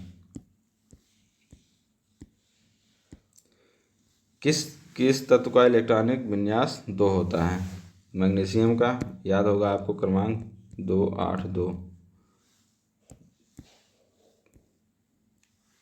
किसी तत्व के परमाणु संख्या इसके परमाणु के नाभिक में स्थित किस कण की संख्या के बराबर होता है? एक केमिस्ट्री का क्वेश्चन है। प्रोटॉन की संख्या बराबर होता है, और अगर परमाणु भार जो बताया जाए तो प्रोटॉन और न्यूट्रॉन की जोड़ देंगे। प्रोटॉन परमाणु क्रमांक, प्रोटॉन प्लस न्यूट्रॉन परमाणु भार। बारिश के पानी के संग्रहण का एक उद्देश्य क्या है?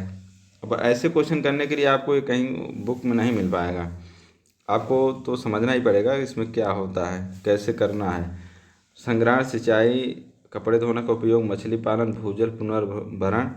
तो सारे ऑप्शन कर सकते हैं। सिंचाई में भी प्रयोग हो सकता है, कपड़े धोने में भी यूज हो सकता है, मछली पालन, भूजल पुनर्भरण। लेकिन इसमें आप देखेंगे आंसर क्या एग्जैक्टली होना चाहिए? Recharge ground water level. इसलिए तालाब गांव में बनाए जाते हैं, पानी इकट्ठा हो, ग्राउंड का वाटर लेवल बढ़े। तो ऐसे एक क्वेश्चन को ऐसे करना होता है, कहीं बुक में नहीं मिलेगा। निम्न में कौन सी प्रक्रिया एनोडीकरण अभिव्यक्त करता है? इसका आंसर क्या होगा आप लोग बताइएगा कमेंट करके। वैसे हमें लगता है भूसे का जलना सही होना चाहिए। बाकी कमेंट कीजिए आप लोग क्या आंसर होगा। मैंने गूगल पे किया था, मुझे मिला नहीं। 320 तारपीन तेल किससे मिलता है? ये तो आपको पता हो, चीड़ के तेल, पाइनस के तेल से मिलता है। पाइनस से मिलता है तारपीन का तेल।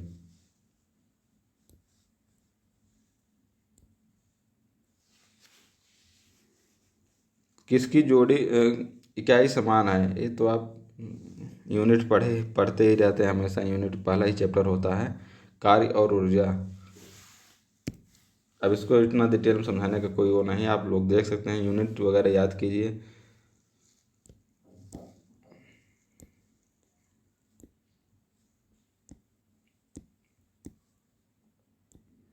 अब यहाँ से साइंस का क्वेश्चन ख़त्म हो गया। साइंस का 17 क्वेश्चन था, 17 में से 17 क्वेश्चन था और लगभग आसान ही था। कुछ क्वेश्चन टफ थे, 5-6 अगर निकाल दीजिए तो टफ क्वेश्चन थे। उसके बाद आ जाता है हिस्ट्री। हिस्ट्री के अच्छे खासे क्वेश्चन थे। हिस्ट्री के लगभग 20 क्वेश्चन मैंने शायद नोट किया, दिखा रहा एक बार आप लोगों को। 28 क्वेश्चन आए थे हिस्ट्री के।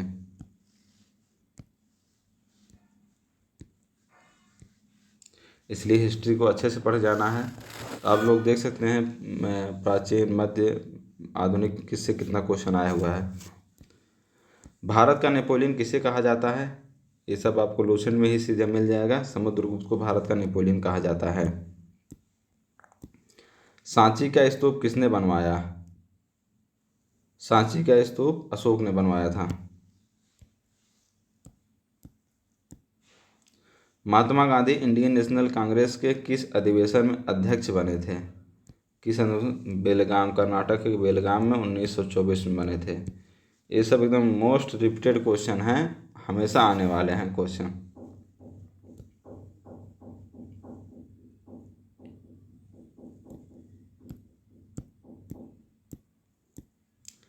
कौन समाचार पत्र एनी बेसेंट के द्वारा शुरू किया गया था? एनी बेसेंट द्वारा न्यू इंडिया और कॉमनवेल्थ 2 समाचार पत्र प्रकाशित किए थे, न्यू इंडिया एंड कॉमनवेल्थ।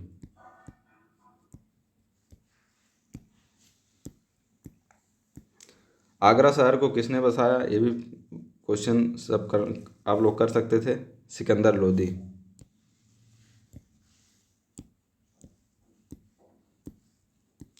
पृथ्वी सूर्य के चारों ओर घूमती है, इस सिद्धांत का प्रतिपादन भारत में सबसे पहले किसने किया था?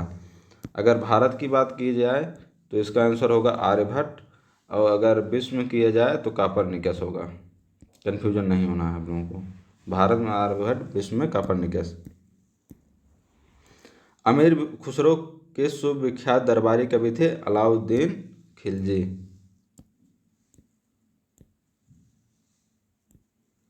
सांची का महान स्तूप, अभी पहले भी क्वेश्चन आया था, किसने बनवाया था? तो अशोक ने बनवाया था।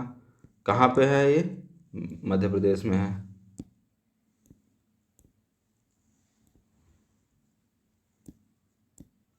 रजिया बेगम के असफल होने का प्रमुख कारण क्या है? मेरा ये गलत था क्वेश्चन, आंसर गलत था। इसका एक ही आंसर है, उसका महिला होना। ये लोशन में घटना चक्र में साफ दिया भी गया है इस क्वेश्चन का आंसर। रजिया बेगम के असफल होने का सबसे प्रमुख कारण कौन सा है? सबसे प्रमुख पूछा है, उसका सबसे प्रमुख एक ही कारण था, उसका महिला का होना। अलीगढ़ मुस्लिम विश्वविद्यालय के मूल संस्थापक कौन थे? अलीगढ़ मुस्लिम विश्वविद्यालय के मूल संस्थापक सैयद अहमद खान, सर सैयद अहमद खान।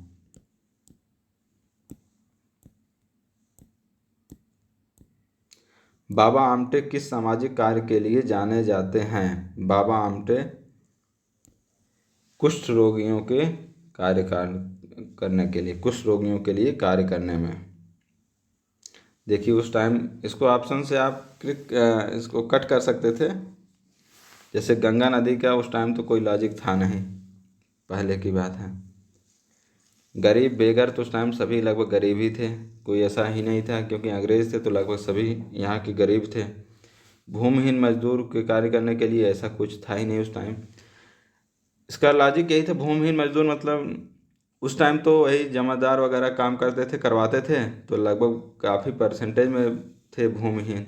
ये वाला सटीक आंसर हो सकता था, हो जाता अगर थोड़ा सा आप दिमाग लगाते तब, कुष्ठ रोगियों के लिए कार्य करने में थोड़ा सा ऐसे माइंड लगाना पड़ता। गंगा नदी के तो सीधा कट कर सकते थे।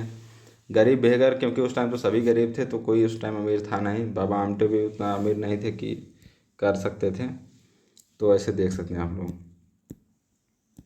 चंद्रगुप्त मौर्य ने किसे हराया था? सेल्यूकस निकेटर को हराया था, थर्ड होगा।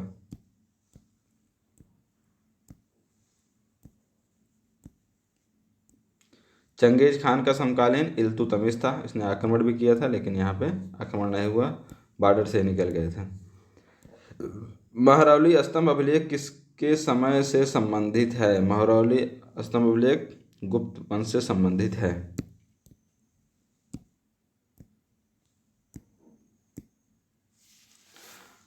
1884 के दौरान, ये सब आज देख सकते हैं। इसमें मॉडर्न का क्वेश्चन ज़्यादा आया हुआ है, मॉडर्न मिडावल सब है, लेकिन मॉडर्न का क्वेश्चन ज़्यादा 28 क्वेश्चन मायने रखता है।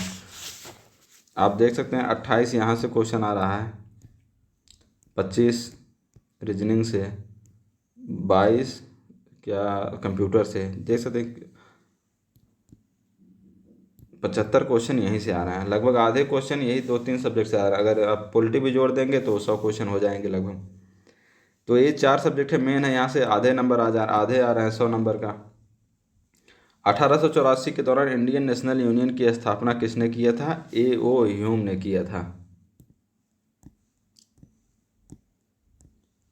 आजमगढ़ घोषणा पत्र जो कि 1857 से संबंधित था, तब के लोगों को ज़रूरतों को पूरा करने से जुड़ा था। किस तबके के लोगों को ज़रूरतों को पूर्ण करने? जमींदार, व्यापारी, सरकारी नौकर। तो इसका आंसर होगा सभी, जमींदार, व्यापारी और सरकारी नौकर। 342। महान समाज सुधारक ज्योतिबा फूले निम्नलिखित वाक्यों को पढ़ें। उन्होंने सत्यशोधक समाज बनाया, सही, पहला ऑप्शन सही है। अगस्त 1848 में उन्होंने लड़कियों के लिए पहला विद्यालय खोला, ये भी सही है। इसका आंसर क्या हो जाएगा? 1 और 2 दोनों सही हैं। ब्रिटिश सरकार ने साइमन कमीशन की नियुक्ति कब की थी? ये भी फिक्स क्वेश्चन आता है एग्जाम में। नवंबर 1927 में की थी, और 1928 में यहाँ पे इंडिया में आया था, नवंबर 1927। प्रसिद्ध गेटवे ऑफ इंडिया किसके द्वारा अभिकल्पित किया गया था? प्रसिद्ध gateway of India George Wittet के द्वारा अभिकल्पित किया गया था। घटना चक्र में भी इसका आंसर है। लॉर्ड कॉर्नवालिस के द्वारा लाया गया था। लॉर्ड कॉर्नवालिस, आप लोग याद कीजिए, बहुत बार क्वेश्चन आता है। परमानेंट रेवेन्यू सेटलमेंट, अस्थायी राजस्व बंदोबस्त, किसके द्वारा कम्युनल अवार्ड किया गया था? Ramsay MacDonald. इसके बाद क्या हुआ था आप लोग पता है, महात्मा गांधी और अम्बेडकर के बीच में समझौता हुआ था।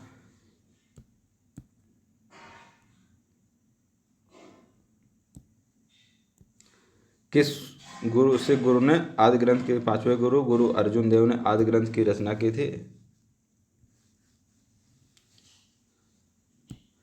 ये सब क्वेश्चन आप लोग एक बार देख लिए हैं तो अब आपको पढ़ने में थोड़ा आसानी रहेगी किस टाइप का क्वेश्चन आता है। भारत में पहला विधि कमीशन कब आया था? विधि कमीशन 1834 में आया था।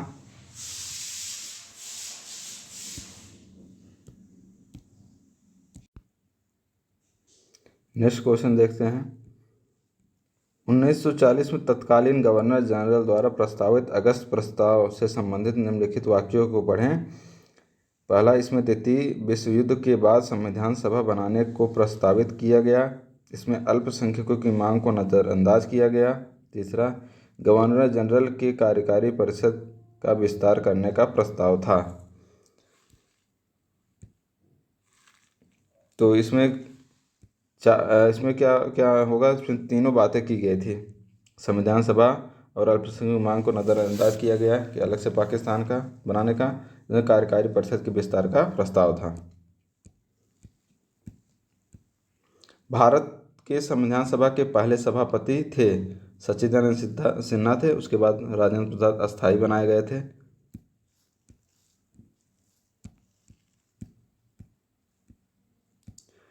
Youth men's India association, youth men's India association के बारे में निम्नलिखित कथन को पढ़िए। इसे एनी बेसेंट 1914 में मद्रास में संगठित किया गया था। एकदम सही है। इसमें स्वस्थ शरीर, मस्तिष्क और आत्मा को विकसित करके ईसाई मतों के सिद्धांत को प्रयोग में लाना था। सही।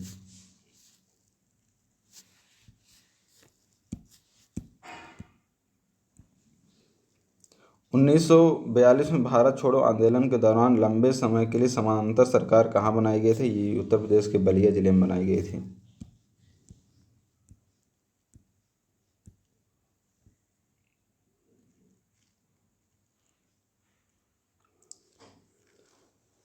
निम्न में कौन सा कथन स्वराज्यों संबंध में सही है? उन्होंने इंडियन नेशनल कांग्रेस के ढांचे के बाहर अपनी राजनीतिक पार्टी बनाई। सही है। कौन सा आंसर सही इसमें है? उन्होंने केंद्रीय विधानसभा चुनाव में 1923 में अधिकतर सीट पर जीत हासिल की। उन्होंने ब्रिटिश इंडिया गवर्नमेंट की नीतियों को बदलने के लिए बाध्य किया। उन्होंने राजनीतिक शून्यता को तब भरा जब राष्ट्रीय आंदोलन में अपनी पकड़ बना रही थी। इसका होगा पहला वाला आंसर, अपनी अलग राजनीतिक पार्टी बनाए। अब आ गया एग्रीकल्चर का। देख सकते हैं एग्री लिखा है। एग्रीकल्चर का कितना क्वेश्चन था अभी आप लोगों को दिखाते हैं। और हिस्ट्री के लिए आप लूसेंट और घटना चक्र सफिशिएंट है। घटना चक्र जो पूर्वावलोकन आता है उससे भी पढ़ सकते हैं, लेकिन उसमें जो टफ क्वेश्चन है काफ़ी डिटेल्ड वाले वो सब छोड़ सकते हैं, उतना टफ नहीं आया है। एग्रीकल्चर में करंट से रिलेटेड भी इसी में क्वेश्चन डाल दिया गया है। तो एग्रीकल्चर का लगभग कितना था? 10, 12, 14 क्वेश्चन या था 14 क्वेश्चन लगभग। इसमें एग्रीकल्चर से बाहर के भी क्वेश्चन डाले गए हैं। तो चलिए देखते हैं। किस कंपनी ने ग्रामीण मार्केटिंग नेटवर्क ई चौपाल कहते हैं शुरू किया गया है? ई चौपाल किसने शुरू किया? आईटीसी ने शुरू किया। उस टाइम का एक करंट का न्यूज़ था। किसने भारतीय कृषि को 60 माइक्रो रीजन, 3 मीजो रीजन और 6 मैक्रो रीजन्स में वर्गीकृत किया है? पी सेनगुप्ता। ये घटनाचक्र पूर्वावलोकन में दिया गया था और जगह होगा, मैं वहीं से पढ़ा था तो हो गया था मेरा। फिल्टर चैम्बर होमोप्टेरांस का छनन कक्ष फिल्टर चैम्बर इनमें से क्या दूर हटाने के लिए मदद करता है? एग्रीकल्चर में कई सारे क्वेश्चन डाउट में थे, हमको मिले भी नहीं। इसका सेकंड आंसर होना चाहिए जहाँ तक मेरा एनालिसिस था, सेकंड, जल को। हरित क्रांति की शुरुआत कब हुई थी? 1960 के दशक में हुआ था, ये तो सबको पता होगा। पानी में उगने वाले फल जो नील हरे कवक के साथ मिलकर वातावरण में नाइट्रोजन व्यवस्थित करता है, इसका आंसर होगा एजोला। राष्ट्रीय जैव विविधता प्राधिकरण अवस्थित है, कहाँ पे अवस्थित है? चेन्नई में। राष्ट्रीय जैव विविधता प्राधिकरण चेन्नई। प्याज लहसुन शोध निदेशालय कहाँ पे स्थित है? नासिक में स्थित है। अगर कोई नाशक जीव एक ही क्षेत्र में नियमित तौर पर उत्पन्न हो रहा है तो उसे क्या कहेंगे? आप देख सकते हैं इसमें पैंडेमिक है, उस टाइम न्यूज में भी था, लेकिन पैंडेमिक नहीं होगा, इसका होगा महामारी। जब पैंडेमिक पूरे विश्व में फैलता है तब पैंडेमिक, नहीं तो इपीडेमिक। इंग्लिश वर्ड क्या है? इपीडेमिक। जैसे किसी एरिया में फैला है, महामारी फैल जाती है, जब पहले फैलता था, तो ऐसा कुछ है नहीं। निम्नलिखित में से किसने फसलों पर खाद उर्वरक के प्रभाव को जानने के लिए प्रयोग की शुरुआत की थी? इसका वान हेलमोंट मैंने टिक किया है, लेकिन आप लोग देख सकते हैं इसका क्या होगा, आप गूगल वगैरह कर लीजिएगा, इसका मुझे मिला नहीं। रस्ट कवक के लिए सबसे ज़्यादा इस्तेमाल होने वाला फफूंदनाशक क्या होगा? बीटावैक्स मैंने टिक किया है, आप लोग इसको देख सकते हैं। 3-4 क्वेश्चन डाउट में था, मुझे मिला नहीं कहीं। आप लोग देखिएगा और कमेंट में कर दीजिएगा। मच्छर भगाने के लिए कॉइल मैट में होता है एलिथ्रिन से उत्पादित, जो मैंने टिक किया है। खरीफ रबी और जायद ये किस भाषा समझ, जैसे ये भी क्वेश्चन इसी में आ गया, जबकि हिंदी क्वेश्चन था लेकिन इसी में आ गया, इसका भी क्वेश्चन है। तो 300 आंसर क्या होगा? अरबी है। ये सब कैसे वर्ड हैं? अरबी शब्द हैं, खरीफ रबी जायद। कृषि के मुख्य संसाधन कौन से हैं? एक क्वेश्चन देखिए, आप लोग इसको थोड़ा माइंड लगा के भी कर सकते थे, इसमें कोई ऐसा नहीं कि आप सिलेबस ही पढ़े रहें तभी कर पाएँ। कृषि के लिए तो भूमि चाहिए ही चाहिए, एयर हवा और जल, इतना तो कृषि के लिए चाहिए ही चाहिए। जैसे ये सब क्वेश्चन है, ये अगर आपको पास भूमि ही नहीं रहेगा, जल नहीं रहेगा, तो ये सब क्या करेंगे? इसमें भूमि खाद और जल दे दिया गया है, भूमि खाद जल, हवा नहीं दिया गया है इसमें। आप कहीं कमरे में पैक करके बनाएंगे तो नहीं बन पाएगा। तो आंसर क्या हो जाएगा? पहला, भूमि हवा और जल।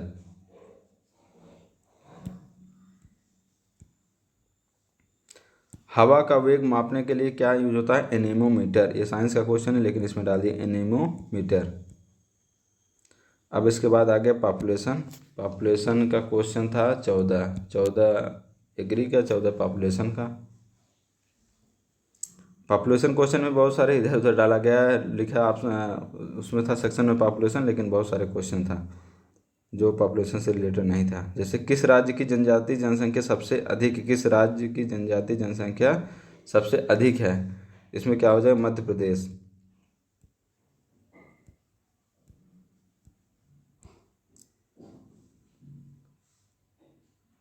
निम्नलिखित में से भारत के किस राज्य केंद्र शासित प्रदेश की 50% से अधिक जनसंख्या आदिवासियों की है? 50% अधिक जनसंख्या आदिवासियों की है, इसका क्या होगा? दादर एंड नगर हवेली। पॉपुलेशन के क्वेश्चन थोड़ा टफ आए थे, इतना मतलब केंद्र शासित प्रदेश से क्वेश्चन ज़्यादा पूछा गया था। दादर नगर हवेली अंडमान निकोबार इन सब में क्वेश्चन ज़्यादा थे। खाद्य श्रृंखला में अंतिम उत्पादक कौन होता है? इसमें क्या होता है? अपघटक, जो लास्ट में एकदम ख़त्म कर देते हैं। अभी सब देख सकते हैं कि आप ये पॉपुलेशन में क्वेश्चन पूछा गया था। हॉट स्पॉट के लिए मुख्य रूप से मापदंड क्या हैं? हॉट स्पॉट जो बनाए जाते हैं उसमें स्थानिक जीवों की संख्या बहुत इंपॉर्टेंट है, उसके लिए तो कंपलसरी है। खतरे की श्रेणी, स्थानिक मतलब जो वहीं से उत्पन्न हुए हैं, वहीं से। और खतरे की श्रेणी का इंडेंजर कितने हैं या विलुप्त होने के कगार पे, उसी के लिए हॉट स्पॉट बनाया जाता है जिससे उनको बचाया जा सके। तो इसका पहला और दूसरा, थर्ड वाला ऑप्शन सही हो जाएगा।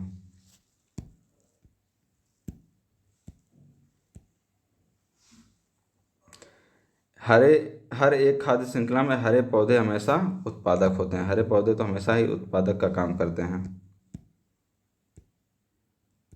और लास्ट क्या होता है? अपघटक होता है। भारत के ग्रामीण क्षेत्रों में कृषि कार्यों में स्त्री की भागीदारी, ये क्वेश्चन तो गलत नहीं होना चाहिए। जो यहाँ पे आप ग्रामीण इलाके में देखेंगे महिलाएं तो ज़्यादा कृषि में ही संलग्न रहती हैं, स्त्रियों की भागीदारी अस्पष्टता अधिक है।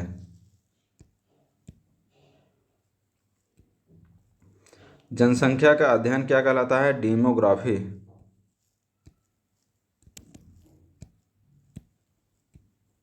सबसे कम लिंग अनुपात वाला भारत में राज्य क्या है? हरियाणा। जनसंख्या के संदर्भ में निम्नलिखित किस वर्ष को ईयर ऑफ ग्रेट डिवाइड बोला जाता है? ईयर ऑफ ग्रेट डिवाइड 1921 को बोला जाता है। ये सब एकदम फिक्स क्वेश्चन हमेशा आते ही रहते हैं।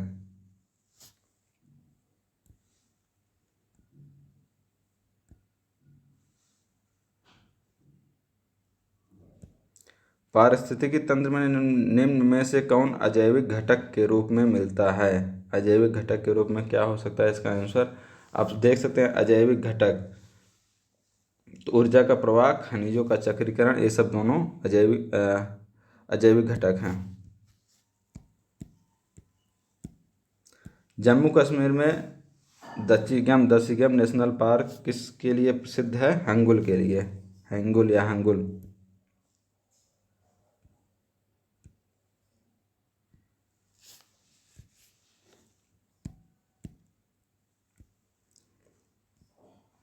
भारत में सबसे ज़्यादा शहरीकृत राज्य कौन सा है? शहरीकृत राज्य गोवा है।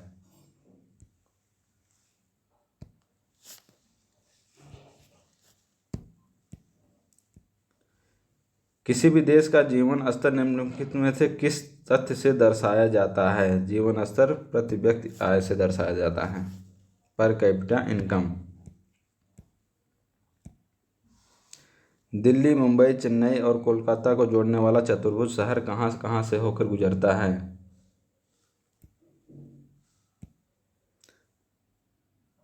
इसका हो जाएगा बड़ोदरा, पुणे, विशाखापट्टनम, वाराणसी। बाकी आप लोग एक बार मैप से देख सकते हैं, सेकंड या थर्ड में से कोई होगा, वैसे थर्ड है इसका। अगला आप लोग देख भी सकते हैं मैप में। इसके बाद आ गया ज्योग्राफी। आप लोग यहाँ पे देख सकते हैं ज्योग्राफी लिखा है। अब ज्योग्राफी के कितने क्वेश्चन थे? लगभग 15 क्वेश्चन थे ज्योग्राफी के, या 14 क्वेश्चन है। 14 पोल्ट्री, 14 एग्रीकल्चर, 14 पॉपुलेशन और 14 ही क्वेश्चन हो गए आपके ज्योग्राफी। ये क्रम बना हुआ है।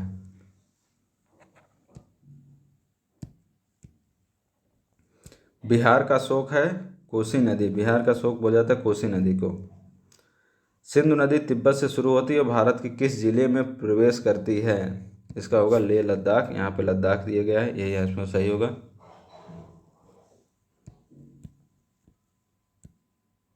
भारत में खारे पानी की सबसे बड़ी झील क्या है? खारे पानी की सबसे बड़ी झील तो चिल्का झील उड़ीसा में है।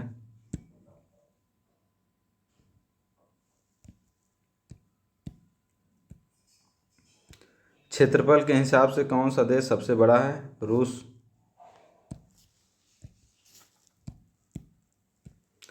मुख्य रूप से इंडोनेशिया का मुख्य निर्यात क्या होता है? रबड़। सब ज्योग्राफी में आप पढ़े ही होंगे, लूसेंट वगैरह जो पढ़े हुए हैं। भारत में मानक समय रेखा किस शहर से होकर गुजरती है? इलाहाबाद, प्रयागराज। ये सब ज़्यादातर क्वेश्चन रिपीटेड आए हुए हैं, आप इन सबको क्वेश्चन को किसी न किसी एग्जाम में देखे हुए होंगे। अब बहुत टफ क्वेश्चन नहीं आया हुआ है। निम्नलिखित में कौन से कारक किसी भी जगह की जलवायु को नियंत्रित नहीं करते हैं? ये थोड़ा क्वेश्चन टफ था, जिसका कॉन्सेप्ट क्लियर नहीं होगा वो नहीं कर सकते हैं। और इसमें क्या है? थर्ड आंसर पानी की उपलब्धता। इसका कॉन्सेप्ट क्लियर होना ज़रूरी है, इसमें सब पॉइंट देखना है। उतना तो मेरा भी अभी कॉन्सेप्ट क्लियर नहीं हुआ है। ऐसे सब क्वेश्चन में डाउट भी रहते हैं। कभी कभी क्या ये क्वेश्चन तो कैंसिल भी कर दिया गया था, सबको एक्स्ट्रा मार्क मिले हुए थे, तो हमें ये होना चाहिए। बाकी और भी आप लोग देखिएगा, कुछ जैसा हो आप लोग कमेंट कर सकते हैं क्वेश्चन नंबर लिख करके। आंसर का क्या सही होना चाहिए? निम्न में से किस नदी को तिब्बत में सांगपो और विश्व और बांग्लादेश में जमुना बोलते हैं? ब्रह्मपुत्र को बोलते हैं तिब्बत में सांगपो और बांग्लादेश में जमुना, ब्रह्मपुत्र को।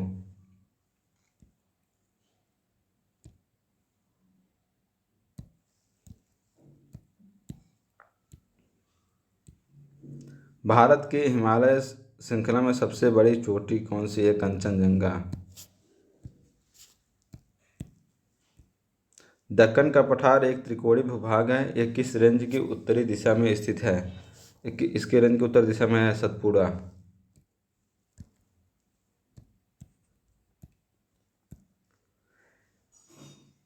के पेड़ों में से शुष्क ग्रीष्म में 6 से 8 सप्ताह के लिए पत्ते गिरते हैं? तो यहाँ पे सीधा आंसर में ही दिया गया है पर्णपाती, मतलब पत्ते गिरते हैं जिसके, उष्णकटिबंधीय पर्णपाती वन। पृथ्वी की सबसे शुष्क जगह किस देश में है? Kenya, Chile, Congo, Libya. इसका आंसर होगा चिली।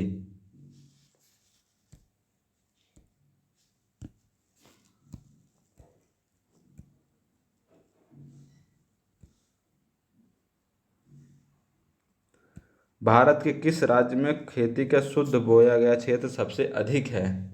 खेती के अनुरूप सबसे शुद्ध बोया गया क्षेत्र सबसे अधिक, और आप लोग देख सकते हैं सब क्वेश्चन किस में आ रहा है, ज्योग्राफी में ही आ रहा है। तो सबसे अधिक होता है अरुणाचल प्रदेश में। पन्ना किसके लिए प्रसिद्ध है? पन्ना हीरा के लिए प्रसिद्ध है। एमपी में पन्ना हीरा के लिए प्रसिद्ध है। इसके बाद आ जाता है करंट अफेयर का क्वेश्चन। करंट अफेयर का उस टाइम के करंट अफेयर थे, करंट अफेयर से कोई मतलब नहीं इस टाइम। आप लोग देख लीजिएगा उस टाइम के कैसे कैसे क्वेश्चन आए हुए थे। मनाली लेह लद्दाख से जुड़े उस टाइम अटल सुरंग का उद्घाटन प्रधानमंत्री जी ने किया था। अगला क्वेश्चन है डिजिटल स्वास्थ्य मिशन से संबंधित था। अशरफ गनी किस देश के भूतपूर्व राष्ट्रपति थे? उस टाइम तालिबान का हमला हुआ था, इसलिए ये भी क्वेश्चन थे। और यहाँ तक कि उसके एक वीक पहले डेथ हुआ था बिपिन रावत, सीडीएस बिपिन रावत का, वो भी क्वेश्चन डाल दिया गया था इसमें। अभी आप लोग दिखाते हैं 3 दिन पहले शायद हुआ था डेथ, तब भी क्वेश्चन डाल दिया गया था। तो मैं तो देख करके चौंक गया था कि इतने जल्दी पेपर कैसे बना दिए हैं। अभी दिखाते हैं, ये सब देख लीजिएगा आप लोग। करंट के क्वेश्चन, करंट के 14 क्वेश्चन आए हुए थे, 14 या 15 क्वेश्चन करंट अफेयर के थे। देख सकते हैं यहाँ पे, भारत के सशस्त्र बलों के प्रथम रक्षा प्रमुख कौन थे? ये उसी टाइम आया हुआ था, उसके पहले 3 दिन या 2 दिन 4 दिन पहले डेथ हुआ था, उस टाइम क्वेश्चन होता है।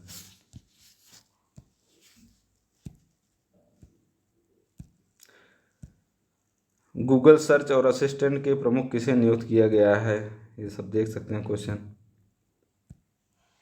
56 विद्यालयों के पुनर्निर्माण का आश्वासन दिया गया था नेपाल के 56 विद्यालयों के पुनर्निर्माण के लिए। कोविड-19 का रिलेशन संबंधित है। आदिवासियों की पढ़ाई लिखाई के लिए गुजरात सरकार ने किया था ये, आदिवासियों की पढ़ाई लिखाई खेलकूद के लिए। समर्थ और ई गवर्नेंस लॉन्च किया गया था आदिवासी मामलों के मंत्रालय द्वारा। ऐसे ऐसे क्वेश्चन आए थे, आप देख सकते हैं इसमें करंट का भी क्वेश्चन कैसा आता है। आप लोग आगे जब नेक्स्ट होगा तो उसके लिए अच्छे से तैयारी कर लीजिएगा। अब यहाँ से यूपी का क्वेश्चन स्टार्ट होता है। यूपी में कितने क्वेश्चन आए थे आप लोग देख सकते हैं। यूपी में अभी गिन लेते हैं, इसको मैं गिना नहीं था। चलिए आगे स्टार्ट करते हैं, आप लोग गिनते भी जाइएगा। ये पहला ही क्वेश्चन मुझे मिला नहीं कि वो उत्तर प्रदेश में कोई बंगीरा पर्वत शिखर स्थित है। आप लोग के ज़िले में अगर होगा तो आप लोग कमेंट कीजिएगा बंगीरा पर्वत शिखर कहाँ पर स्थित है। 2011 की जनगणना के अनुसार निम्नलिखित में से उत्तर प्रदेश के किस जिले में जनसंख्या घनत्व सबसे अधिक है? जनसंख्या घनत्व सबसे अधिक गाजियाबाद में स्थित है। उत्तर प्रदेश के किस जिले में हीरे का निष्कर्षण प्राप्त किया जाता है? हीरा कहाँ मिलता है उत्तर प्रदेश में? ललितपुर में। उत्तर प्रदेश के बरसाना का होली महोत्सव किसके लिए प्रसिद्ध है? लठमार होली के लिए प्रसिद्ध है। आप लोगों को पता होगा, क्वेश्चन आया हुआ है पीसीएस में। जिला पंचायत के अध्यक्ष और उपाध्यक्ष का चुनाव कैसे होता है? गुप्त मतदान के द्वारा। जो जिला पंचायत सदस्य रहते हैं वही जिला पंचायत अध्यक्ष को चुनते हैं।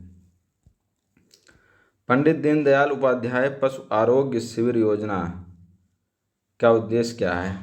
ये ऐसे क्वेश्चन थोड़ा सा आप माइंड लगाएंगे तो हो जाएगा। पशु आरोग्य है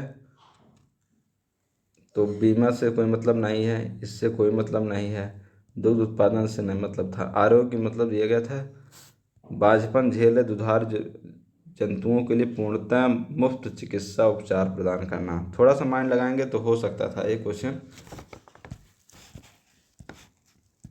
उत्तर प्रदेश में सीमेंट फैक्ट्री कहाँ स्थित है? चुर्क और दल्ला में स्थित है, मिर्जापुर में।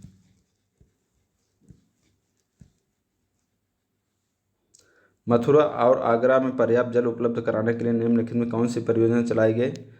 गोकुल बैराज परियोजना। जैसे मथुरा में से देखते ही माइंड में आ जाना चाहिए था गोकुल कृष्ण का है, तो गोकुल के नाम से चलेगा, तो इसका आंसर क्या हो जाएगा? ए। उत्तर प्रदेश की सबसे महत्वपूर्ण नकदी फसल कौन सी है? सबसे महत्वपूर्ण नकदी फसल क्या है? गन्ना। नकदी फसल में उत्तर प्रदेश के पहले मुख्यमंत्री कौन थे? गोविंद बल्लभ पंत। उत्तर प्रदेश का मुख्य उद्योग कौन सा है? हथकरघा उद्योग है यहाँ पे उत्तर प्रदेश में। प्रसिद्ध संगीतकार स्वामी हरिदास किस मुगल शासक के समकालीन थे? इसका आंसर होगा अकबर। अकबर के ही समकालीन थे। निम्नलिखित में खरीफ फसल कौन सी है? इसका देख सकते हैं गेहूं के साथ जौ होता है, जौ मटर सब साथ ही में होता है। इसमें एक ही ऑप्शन अलग दिखा है जो है धान। ऐसे भी ऑप्शन किया जाता है, जैसे गेहूं जौ मटर ये सब साथ में होता है, ये एक ऑप्शन अलग दिख रहा है तो धान हो गया। सितार और सुरबहार की इमदाद खनी घराना के लिए जाना जाता है, इटावा है। सितार और सुरबहार के इमदाद खनी घराना इटावा के लिए जाना जाता है। यहाँ पे वो कंप्लीट हो चुका है आपका पूरा 200 क्वेश्चन। और यूपी से था कितना क्वेश्चन गिन सकते हैं?